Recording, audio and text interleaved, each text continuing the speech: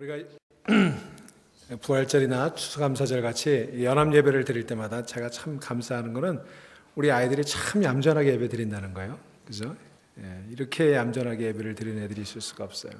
Whenever we have joint worship service, I realize your children in this church so nice, so well behaved.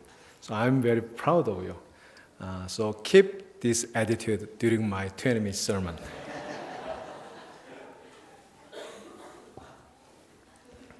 해피 이스터! 부활의 소망과 기쁨이 여러분 모두와 함께 하시기를 기원합니다. 우리가 해피 이스터라고 인사말을 주고받았습니다만 여러분은 정말 부활을 믿으세요? 예, 우리 찰스 목사님이 넌센스라고 얘기했는데 사실 부활 믿기가 쉽지 않죠. 부활을 믿지 못하는 사람들이 해피 이스터라고 인사를 나눈다면 그것은 하나의 형식에 불과할 따름일 것입니다. 빈말에 불과할 거예요. 제가 장례식장에 가보면 장례식장에 오는 사람들은 다 천국을 믿고 영생을 믿는 것 같아요. 장례식을 집전하다 보면 교회에 전혀 나오지 않던 자녀들도 조사를 하면서 눈물로 이렇게 얘기합니다. 엄마 하늘나라에 먼저 가 계세요. 우리 천국에서 다시 만나요. 저는 그 조사를 들을 때 제가 목회 초년생일 때는 저 사람이 이제 엄마 돌아가시고 나니까 정신 차렸구나. 이제 곧 교회에 나오겠구나 생각을 했는데 그렇지 않더라고요. 그 기대감은 번번이 좌절되었습니다. 조사에서 그 사람이 한 말이 빈말이라는 것을 알게 되었어요. 그렇게 여러 번 겪다 보니까 이제는 더 이상 그런 기대를 가지지 않게 되었습니다. 부활절 인사를 나누는 사람들 사이에서도 마찬가지일 것입니다. 입으로는 해피 이스터라고 인사를 하면서도 속으로는 부활은 무슨 부활? 그런 게 어떻게 가능해? 나는 과학적인 사람이라 그런 건 믿지 않아. 나는 예수님 말씀은 믿지만 예수님 부활은 안 믿어. 이렇게 얘기하는 사람들이 얼마든지 있을 수 있어요. That's nonsense 라고 얘기하는 사람들이 있을 수 있어요. 그런 사람들이 얘기하는 해피 이스터 인사는 빈말에 불과할 것입니다. 사실 예수님께서 죽은 사람들 가운데 부활하셨다는 사실을 믿느냐 못 믿느냐의 문제는 과학의 문제가 아니에요. 과학을 받아들이느냐 거부하느냐 그 차원의 문제가 아닌 것입니다. 그것은 세계관의 문제인 것입니다. 눈에 보이고 눈에 만지는 세상이 전부라고 믿는 사람이라면 부활을 믿을 수가 없어요.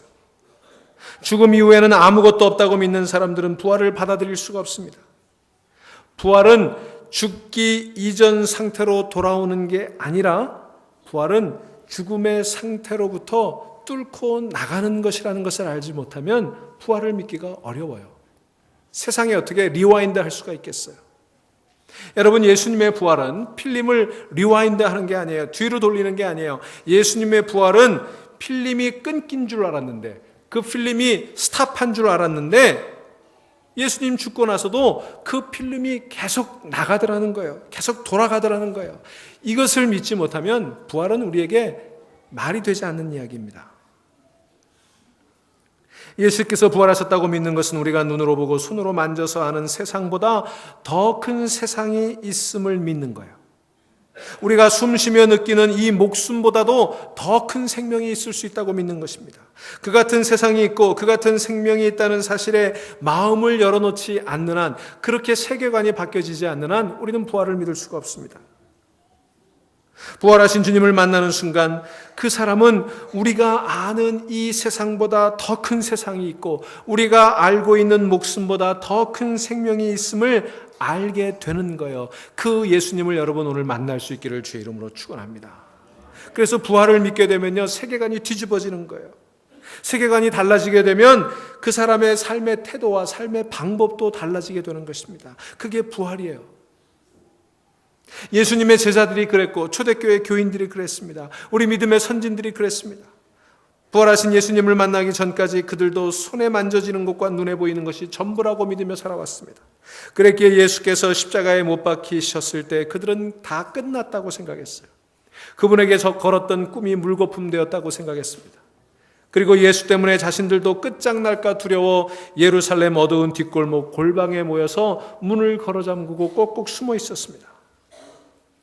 예수님께서 그토록 자주 하나님 나라에 대해서, 영생에 대해서 그렇게 가르치셨지만 그들은 여전히 땅의 나라가 전부라고 믿었기에, 육신의 생명이 전부라고 믿었기에 그들은 모든 게 끝났다고 생각했어요.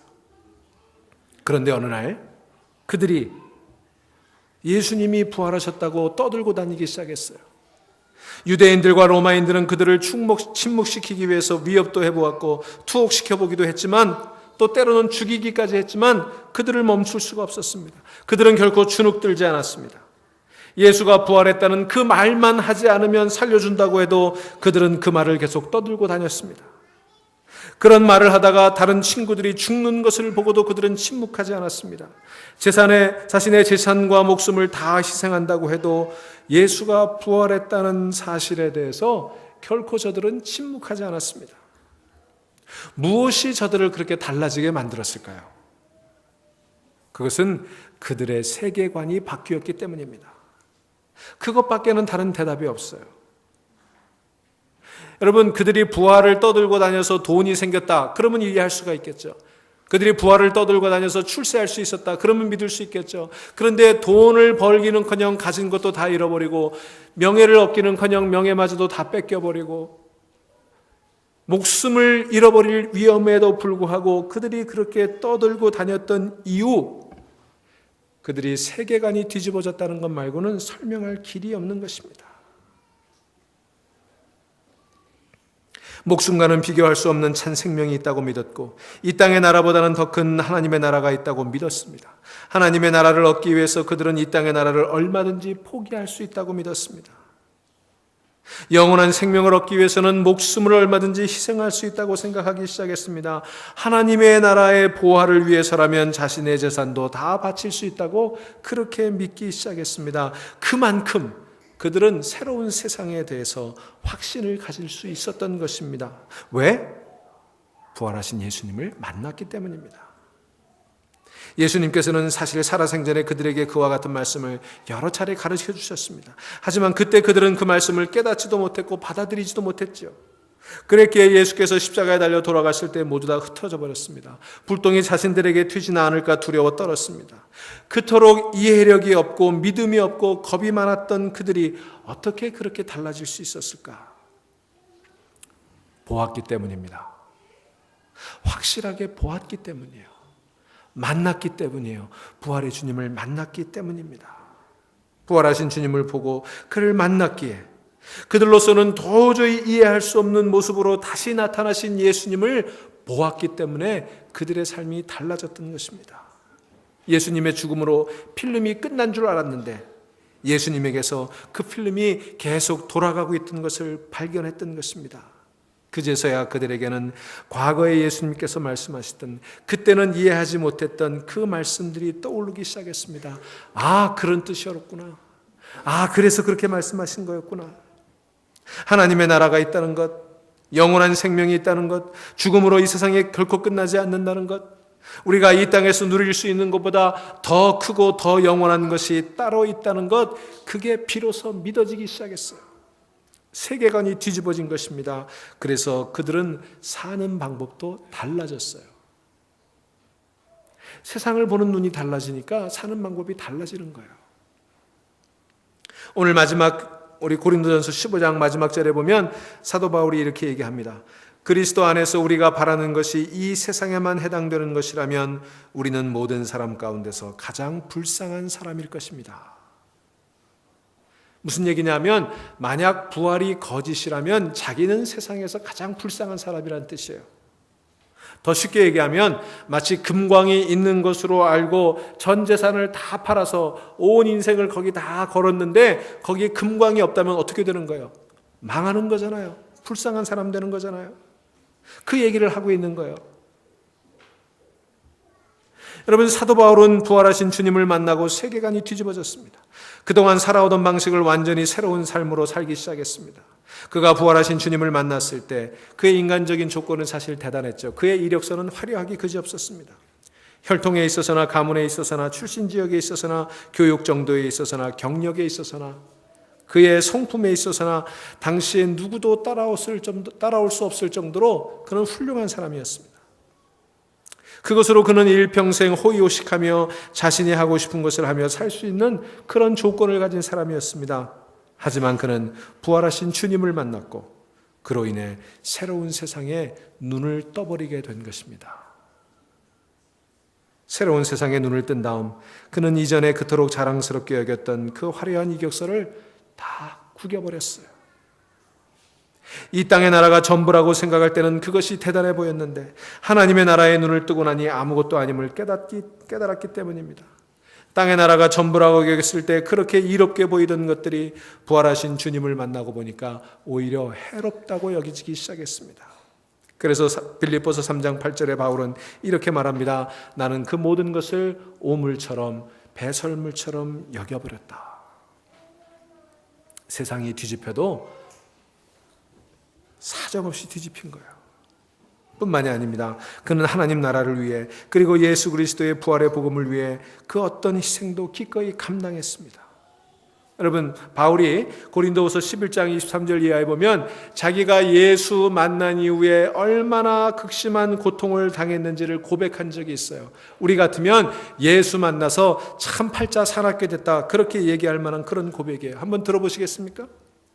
나는 수고도 더 많이 하고 감옥살이도 더 많이 하고 매를 더 많이 맞고 여러 번 죽을 뻔했습니다. 유대 사람들에게 40에서 하나 뺀 매를 맞은 것이 5번이요 39대 곤장을 5번 맞았다는 거예요. 책직으로 맞은 것이 3번이요. 여러분, 책직으로 맞으면 그 책직과 함께 살점이 떨어져 나가요. 그걸 3번 맞았다는 거예요. 돌로 맞은 적이 1번이요. 한 번은 성 밖에서 돌에 맞아서 죽었다고 사람들이 생각하고 버려두기까지 했었어요. 파선을 당한 것이 3번이요. 지중해를 여행하다가 배가 부서져서 죽을 뻔한 적이 3번 있었던 것입니다. 밤낮 꼬박 하루를 망망한 바다를 떠다녔습니다.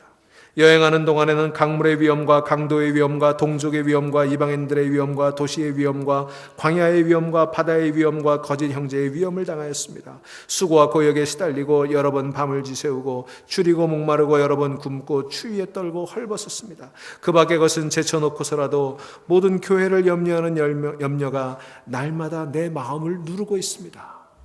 이게 예수 만난 이후에 바울이 겪었던 그의 인생이에요. 재수가 없어도 참 재수가 없지 왜 예수를 만났을까? 바울은 그렇게 살다가 결국 네로 황제의 명령에 의해 참수되어 순교를 당했습니다. 목이 베서 죽었어요. 그 이유가 무엇일까요? 그것은 오직 하나, 부활하신 주님을 만났기 때문입니다. 그로 인해 그는 전에는 상상도 못했던 손해와 고생과 모욕과 박해를 당했습니다. 하나님 나라를 보았기 때문입니다. 부활하신 주님을 만나고 나서 영생의 눈을 떴기 때문이에요. 눈에 보이지 않는 그 나라를 믿었기에 그는 그 나라를 위해 살 수밖에 없었습니다. 세상적인 견지에서 보면 부활하신 주님을 만난 것이 그에게는 오히려 불행이었어요. 팔자 사나운 일이었어요. 하지만 바울은 결코 흔들리지 않았습니다. 그가 본 것이 너무나 분명했기 때문입니다. 비록 눈에 보이지 않고 손에 만져지지 않지만 그는 분명히 보았던 거예요. 그래서 그는 그것을 위해 그의 모든 것을 다 바쳤던 것입니다. 그렇기 때문에 바울이 오늘 이렇게 고백하고 있는 거예요. 만일 부활이 없다면 나는 모든 사람 가운데 가장 불행한 사람입니다. 여러분, 저는 이 구절을 읽는 순간 마음에 뭔가 확 와서 박혔어요.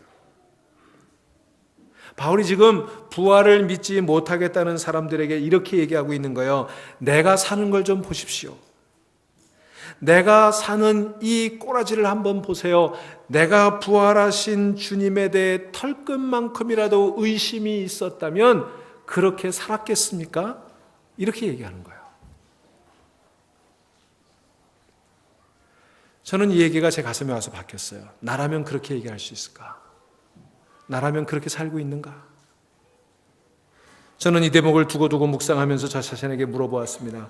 부활이 없다면 나는 정말 불쌍한 사람일까? 여러분도 이 질문을 한번 오늘 아침에 던져보세요. 여러분, 정말 부활이 없다면 여러분 불쌍한 사람이세요? 이 질문을 바꿔보면 이런 겁니다. 부활을 믿는 것 때문에 내가 희생한 게 뭐가 있는가? 부활을 믿기에 나의 세상은 얼마나 뒤집어진 걸까? 나의 삶은 부활 때문에 얼마나 달라졌는가? 여러분, 만일 여러분이 하나님 나라를 위해 희생하는 것이 별로 없다면, 저나 여러분이 세계관이 별로 뒤집어지지 않았다면, 그렇다면 저와 여러분들은 예수 그리스도의 부활을 진실로 믿고 있다고 말할 수가 없어요.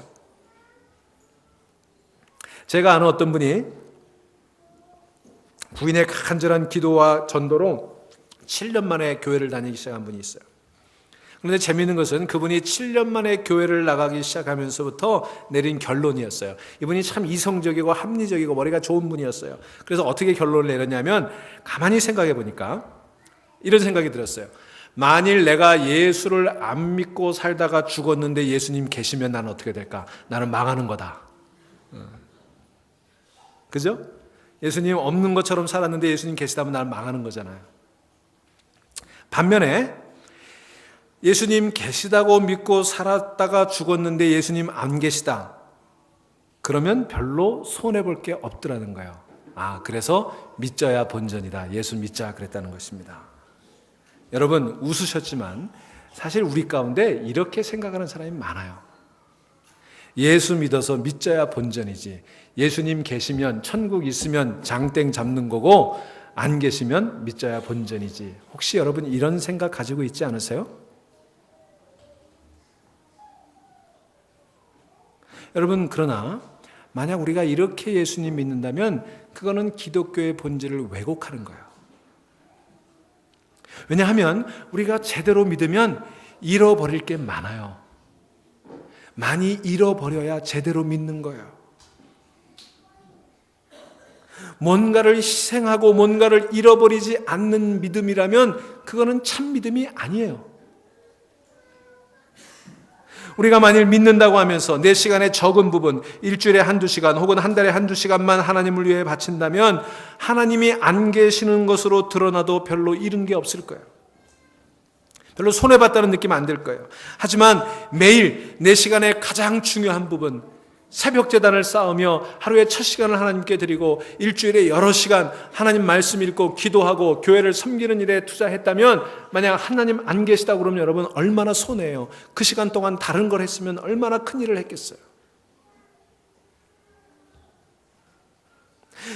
우리가 예수님 믿는다고 하면서 내 물질의 적은 부분, 있으나 없으나 별로 차이가 없을 정도의 물질만을 하나님께 드리며 살았다면 하나님 안 계시는 것으로 판명이 돼도 별로 아까운 마음 안 들 거예요.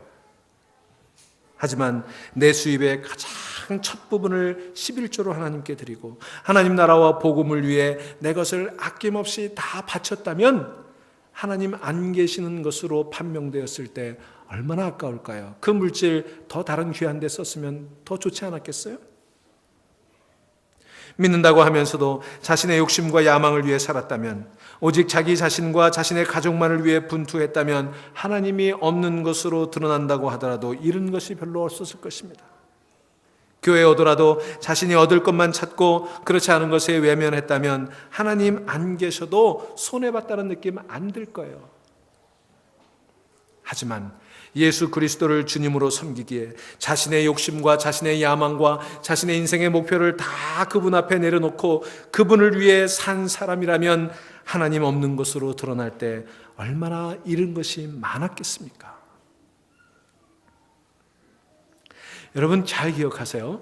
하나님이 없는 것으로 밝혀질 때 나에게 손해나는 것이 별로 없다면 그런 믿음은 결코 여러분을 구원할 수 없어요. 잘 들으세요. 여러분 믿음이 그 정도라면 그 믿음은 여러분에게 아무것도 하지 못할 거예요. 별로 손해날 게 없는 믿져야 본전인 믿음은 우리를 구원할 희망이 없어요. 왜냐하면 그것은 진짜 믿음이 아니기 때문입니다. 여러분 믿음이란 그런 것입니다. 부활을 믿는다는 것은 마음의 위안이나 얻자는 것이 아닙니다. 교양을 얻자는 것이 아닙니다. 문화생활의 일부도 아닙니다. 부활을 믿는다는 것은 세계관이 뒤집어지는 것을 의미하는 것입니다. 그로 인해 삶의 태도와 목적과 방향이 달라지는 것을 의미하는 것입니다.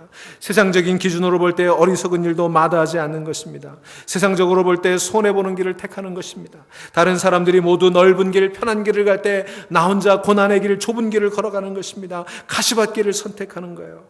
세상을 보는 눈이 다르기 때문이에요. 길을 보는 눈이 다르기 때문이에요. 그 길이 어디로 이를지를 보는 눈이 달라졌기 때문이에요.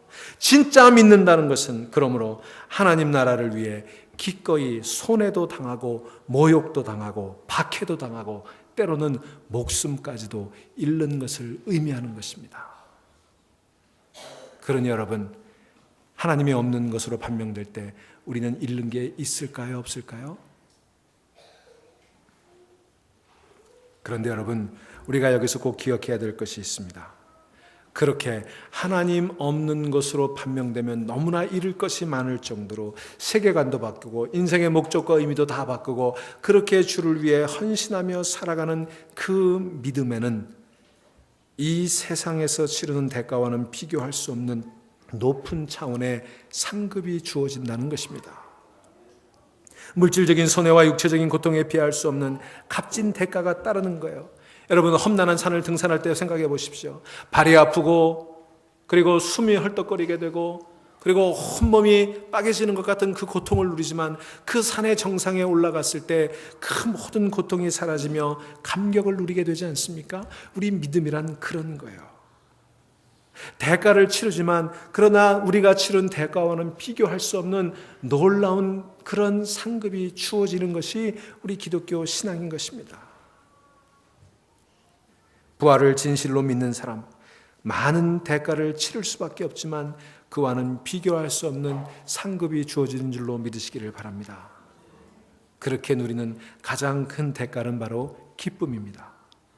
부활하신 주님을 만나고 하나님 나라의 눈을 뜨고 그 나라를 위해서 살아가는 삶에는 기쁨이 있습니다. 그 무엇으로도 억누를 수 없는 기쁨이 있습니다. 물질적인 것으로 채울 수 없는 기쁨이 있습니다. 육신적인 안락에서 얻는 기쁨과는 질적으로 다른 기쁨을 누리게 되는 것입니다. 성공하고 번영에서 얻는 기쁨과도 다른 것입니다. 전에는 보지 못했던 새 세상을 보는 기쁨이 우리에게 주어지는 것입니다. 내 삶이 하나님의 영원한 나라를 위해 사용되고 있다는 것을 깨닫게 되는 기쁨입니다. 내 존재가 영원하신 하나님과 연결되어 있다는 것을 깨달을 때 찾아오는 기쁨입니다. 내 생명이 영원한 가치를 위해 소중하게 사용되고 있다는 것을 알게 되는 기쁨이 옵니다. 내가 진짜 살아있다면 또한 살 이유가 있다는 뿌듯한 그런 기쁨입니다. 이 기쁨은 이 세상에서는 결코 얻을 수 없는 그 어떤 것과도 비교할 수 없는 큰 기쁨입니다. 그것을 알았던 바울은 감옥에서 우리에게 얘기합니다. 항상 기뻐하라. 기뻐하고 또 기뻐하라. 그렇게 말입니다. 사랑하는 여러분, 우리가 얻을 수 있는 또 다른 대가가 있습니다. 그것은 하나님 나라에서 얻게 될 것입니다. 이 땅에서 하나님 나라의 시민으로 사는 사람은 죽어서 하나님 나라에 안기게 될 것입니다. 부활하신 주님은 하나님의 나라가 눈으로 보고 손으로 만지는 땅의 나라보다 더 분명한 실체라는 것을 우리에게 웅변으로 증언해 주고 있습니다. 이 땅에서 하나님 나라를 보고 그 나라를 위해 살았다면 그 사람은 분명 하나님 나라에서도 또 발견되게 될 것입니다. 이 땅에서 우리가 하나님 나라를 위해 치른 모든 대가가 거기서 다 기억될 것입니다. 그래서 예수님께서 제자들에게 뭐라고 말씀하셨죠?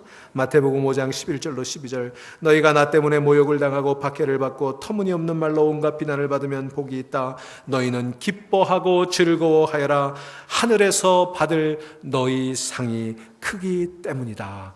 아멘. 사랑하는 성도 여러분, 혹시 여러분은 부활을 믿기가 어려우십니까? It's nonsense? 말이 안 된다고 생각하십니까? 그렇습니다. 이것은 넌센스예요. 믿기 어려운 거예요. 여러분뿐만 아니라 참 저도 믿기 어려운 거예요. 하지만 부활의 소식에 대해 여러분 한 번만 진지하게 생각해 보시기 바랍니다. 여러분, 부활에 대해서 여러분의 이성을 무시하라고 얘기하지 않습니다. 여러분의 과학을 무시하라고 얘기하지 않습니다. 여러분의 상식, 여러분의 이성, 여러분의 과학을 그대로 가지고 계셔도 돼요. 다만 여러분의 상식과 이성과 과학적 지식이 한계가 있음만을 한번 인정해 보시기 바랍니다. 여러분의 이성이 틀린 거 아니에요? 여러분의 상식이 잘못된 거 아니에요? 여러분의 과학 잘못된 거 아니에요? 여러분, 예수 믿으면 과학을 저버려야 된다? 천만의 말씀이에요. 그거 아니에요. 그런데 거기에는 한계가 있다는 것을 생각할 수 있어야 돼요. 한때 인류는 지구가 평평하다고 생각하지 않았습니까? 그게 이성이고 그게 상식이고 그게 과학이었어요. 그런데 그렇지 않다는 게 밝혀졌잖아요. 여러분, 그러니 여러분의 이성과 여러분의 상식과 여러분의 과학이 한계가 있음을 인정한다면 한 번쯤은 진지하게 이런 질문을 던져보세요. 혹시 내 눈에 보이고 내 손에 만져지는 세상보다 더 큰 세상이 존재하지 않을까? 혹시 인간이 가서 닿을 수 있는 마지막 지점이 죽음이 아닌 것은 아닐까? 마치 애벌레가 고치 안에서 죽은 듯이 지내다가 변모하여 나비가 되듯, 조그만한 사과 씨앗이 무지무지하게 큰 사과나무로 자라나듯 우리도 그렇게 죽음을 거쳐 또 다른 세상으로 나아가는 것은 아닐까? 여러분, 이렇게 한 번만 생각해 보신다면 예수가 부활했다는 말은 진실일 수 있는 거예요. 부활하신 예수께서 지금도 활동하시며 그를 찾는 이들을 만나 주신다는 그 이야기가 진짜일 수도 있지 않을까? 여러분, 한 번만 그렇게 생각해 보세요. 그리고 고민해 보세요. 그런 생각이 있는 사람이라면 이런 질문들을 가지고 스스로 깊이 따져보아야 합니다. 그리고 부활 이야기에 조금이라도 가능성이 있다 싶으면 그것을 한번 체험해 보도록 노력해야 됩니다. 부활이 사실이라면 우리가 그동안 알고 있던 세상은 실제 세상보다 너무나 작은 것이기 때문입니다. 부활이 사실인데 그것을 부정하고 살아간다면 우리가 잃을 것이 너무 많기 때문입니다. 사랑하는 성도 여러분, 제가 이 아침에 여러분들에게 다시 묻습니다. 여러분은 부활을 믿습니까? 그렇다면 그 믿음이 얼마나 진짜인지를 한번 따져보시기 바랍니다. 부활에 대한 내 믿음이 진짜인지 아닌지를 따져보기 위해 여러분 스스로에게 질문해 보세요. 예수께서 죽은 자 가운데 다시 살아나신 것이 거짓이라고 밝혀진다면 나는 얼마나 불쌍한 사람일까? 하나님이 계시지 않는다면 나는 얼마나 손해를 보며 살아가는 걸까? 여러분, 여기에 따라서 여러분의 믿음의 분량이 결정될 거예요. 만일 우리가 믿는 믿음 때문에 기꺼이 담당한 희생과 헌신이 없다면 우리는 마치 장례식장에서 천국과 영생을 말하는 사람들처럼 입에 발린 말로 부활을 얘기하는 것일 것입니다. 진실로 부활을 믿는다면 우리의 세계관이 뒤집어져야 합니다. 우리 세계관이 뒤집어진다면 우리 사는 것도 달라져야 하는 것입니다. 그 같은 변화가 여러분에게 있습니까? 저는 여러분의 목사로 여러분을 위해 기도합니다. 부디 참된 부활의 신앙에 이룰 수 있기를 말입니다. 부활을 입으로만 증거하는 사람이 아니라 살아가는 모습을 통해서 전혀 다른 세상을 사는 모습을 보여주는 여러분이 되기를 소망하며 그렇게 기도합니다. 부활하신 주님께서 그런 여러분의 모습을 보고 싶어 하십니다. 세상에 믿지 않는 사람들도 우리에게 보고 싶은 게 그거예요. 우리가 입으로 부활 얘기하는 것이 아니라 부활을 믿는 사람답게 살아가는 그 모습을 보고 싶어 하는 것입니다. 그것을 위해서 여러분, 오늘 제가 던진 질문 마음속에 새기고 돌아가시기를 바랍니다. 만일 부활이 없다면 나는 얼마나 불쌍한 사람일까? 깊이 묵상해보는 이 아침 되시기를 주의 이름으로 축원합니다. 묵상하십시다.